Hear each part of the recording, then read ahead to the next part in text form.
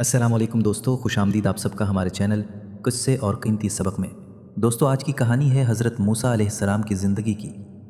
ہم دیکھیں گے کیسے ایک عصا سانپ بن گیا، لوگ سنہری بچھڑا پوجنے لگے، فرعون کی ظلمت نے لوگوں کو ڈرایا اور پھر اللہ نے سب کو سبق دیا۔ دوستو، آپ کی سپورٹ ہمارے لیے بہت ضروری ہے، تو پلیز سبسکرائب کریں، لائک اور شیئر کرنا مت بھولیں تاکہ ہم اور بھی سبق آموز اور دلچسپ قصے لا سکیں۔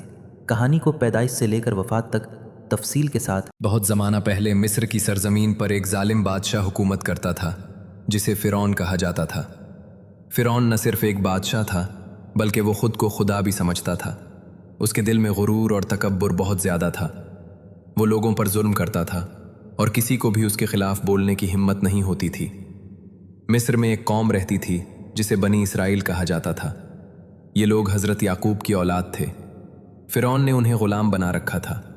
ان سے سخت مزدوری کروائی جاتی تھی، اینٹیں بنانا، بڑی عمارتیں بنانا، کھیتوں میں کام کرنا۔ وہ دن رات محنت کرتے تھے لیکن انہیں آزادی نہیں تھی۔ اسی دوران ایک عجیب بات ہوئی۔ فرعون کے نجومیوں نے ایک دن اسے بتایا، بنی اسرائیل میں ایک لڑکا پیدا ہوگا جو تمہاری حکومت کے خاتمے کا سبب بنے گا۔ یہ سن کر فرعون بہت ڈر گیا۔ اس نے فوراً ایک ظالمانہ حکم جاری کر دیا۔ اس نے کہا، بنی اسرائیل کے ہر پیدا ہونے والے لڑکے کو قتل کر دیا جائے، لڑکیوں کو زندہ چھوڑ دیا جائے۔ اس حکم کے بعد مصر میں ایک خوفناک ماحول پیدا ہو گیا۔ سپاہی گھروں میں گھس جاتے اور نوزائیدہ لڑکوں کو قتل کر دیتے۔ اسی زمانے میں اللہ نے اپنے ایک عظیم نبی کو دنیا میں بھیجنے کا فیصلہ فرمایا۔ یہ نبی تھے حضرت موسیٰ علیہ السلام۔ جب حضرت موسیٰ پیدا ہوئے تو ان کی والدہ یوکابد بہت پریشان ہو گئیں، کیونکہ فرعون کے سپاہی ہر جگہ لڑکوں کو تلاش کر رہے تھے۔ ماں کے دل میں خوف تھا کہ اگر سپاہیوں کو پتہ چل گیا تو وہ بچے کو قتل کر دیں گے۔ اسی وقت اللہ نے ان کے دل میں ایک خیال ڈالا۔ اللہ نے ان پر الہام کیا، بچے کو دودھ پلاؤ اور جب خطرہ محسوس ہو تو اسے ایک صندوق میں رکھ کر دریا میں چھوڑ دو۔ ہم اسے تمہارے پاس واپس لائیں گے اور اسے رسول بنائیں گے۔ یہ ایک ماں کے لیے بہت مشکل فیصلہ تھا، لیکن انہوں نے اللہ پر مکمل بھروسہ کیا۔ انہوں نے ایک مضبوط صندوق بنایا، پھر اپنے ننھے بچے کو اس میں رکھا۔ دل آنسوؤں سے بھر گیا اور صندوق کو دریائے نیل میں چھوڑ دیا۔ اللہ کی قدرت دیکھیے، وہ صندوق دریا میں بہتا ہوا سیدھا فرعون کے محل کے قریب جا پہنچا۔ محل کے خادموں نے صندوق دیکھا اور اسے نکال لیا۔ جب صندوق کھولا گیا تو اندر ایک خوبصورت بچہ تھا۔ یہ منظر دیکھ کر فرعون کی بیوی آسیہ بنت مزاحم کا دل پگھل گیا۔ انہوں نے فوراً کہا، اسے قتل نہ کرو، شاید یہ ہمارے کام آئے یا ہم اسے بیٹا بنا لے۔ فرعون نے بھی اجازت دے دی۔ یوں حضرت موسیٰ اس محل میں پرورش پانے لگے جہاں سے بنی اسرائیل پر ظلم کیا جاتا تھا۔ لیکن اللہ کی حضرت موسیٰ کسی عورت کا دودھ نہیں پیتے تھے۔ محل کے لوگ بہت پریشان ہو گئے۔ اسی وقت موسیٰ کی بہن وہاں موجود تھیں۔ انہوں نے کہا، کیا میں تمہیں ایسی عورت بتاؤں جو اس بچے کی اچھی پرورش کر سکتی ہے؟ انہوں نے موسیٰ کی اپنی ماں کو بلا لیا۔ یوں اللہ نے ماں کا وعدہ پورا کر دیا۔ حضرت موسیٰ دوبارہ اپنی ماں کی گود میں آ گئے۔ وقت گزرتا گیا، حضرت موسیٰ جوان ہو گئے۔ ایک دن وہ شہر میں جا رہے تھے۔ انہوں نے دیکھا ایک مصری آدمی ایک بنی اسرائیلی کو مار رہا تھا۔ بنی اسرائیلی نے اسے مدد مانگی۔ حضرت موسیٰ نے مصری کو مکہ مارا تاکہ وہ ظلم نہ کرے، لیکن وہ مکہ اتنا زور کا تھا کہ وہ آدمی مر گیا۔ حضرت موسیٰ فوراً پریشان ہو گئے۔ انہوں نے اللہ سے دعا کی، اے میرے رب، مجھ سے غلطی ہو گئی، مجھے معاف فرما دے۔ اللہ نے انہیں معاف فرما دیا۔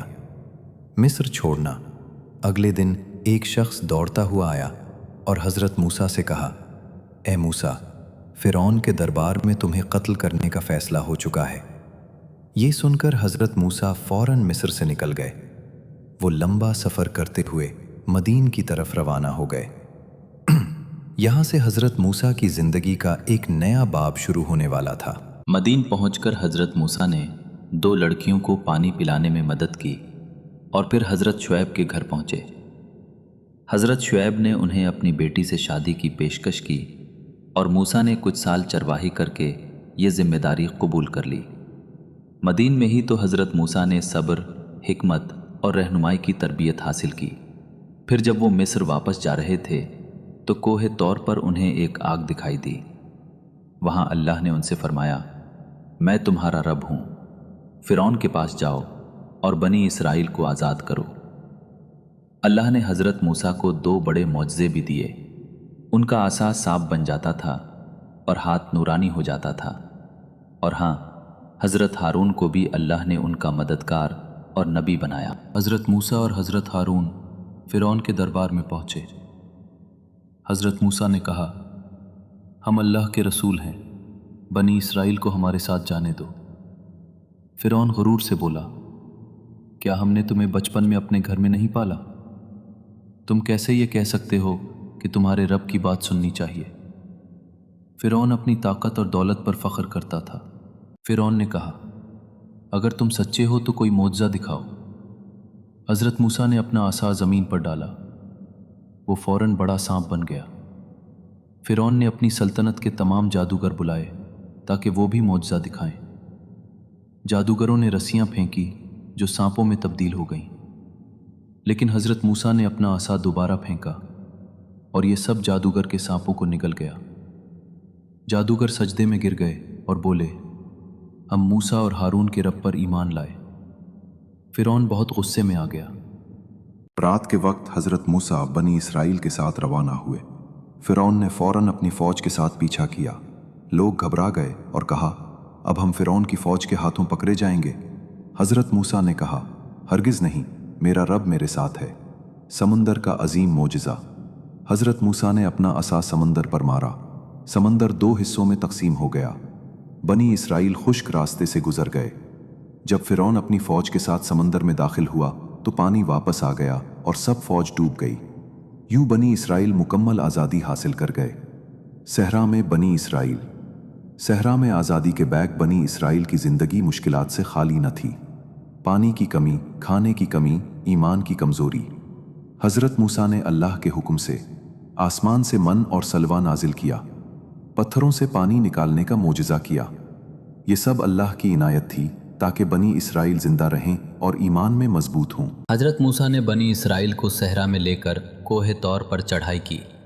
یہ پہاڑ مقدس تھا جہاں اللہ نے حضرت موسیٰ کو خاص تعلیمات دی۔ بنی اسرائیل کے لیے تورات، شرعی احکام، عبادات اور اخلاقی اصول۔ حضرت موسیٰ نے ان تعلیمات کو بڑی محنت سے بنی اسرائیل تک پہنچایا۔ لوگ بہت خوش اور پرجوش ہوئے، لیکن کچھ لوگ اب بھی نافرمانی کرتے رہے۔ جب حضرت موسیٰ 40 دن کے لیے کوہ طور پر گئے تو بنی اسرائیل میں ایک شخص سامری نے سونا جمع کر کے سنہری بچھڑا بنایا۔ بنی اسرائیل نے اسے پوجنا شروع کر دیا۔ حضرت موسیٰ واپس آئے تو بہت ناراض ہوئے۔